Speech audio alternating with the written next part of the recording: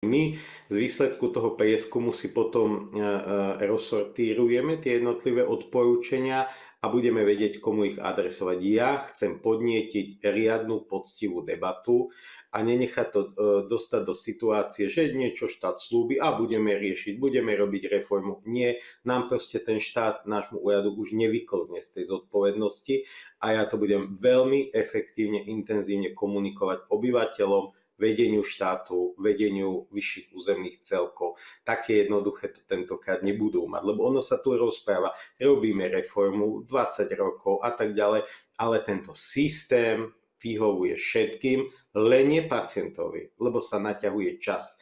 Veď nedávno Úrad pre dohľad nad zdravotnou starostlivosťou vo svojej správe vypočítal, že v miliónoch sa vyberajú poplatky z domácnosti, okrem z toho, čo sa platí zo zdravotného poistenia. To je veľa peňazí, ktoré sú v obehu. Ja sa obávam, že tie peniaze sú nezdanené, tie príjmy. V čase konsolidácie by sa mal štát pozrieť na to, ako sa nakladá s týmito príjmami, kto je ich príjimateľ a či sa vôbec z toho platia dane.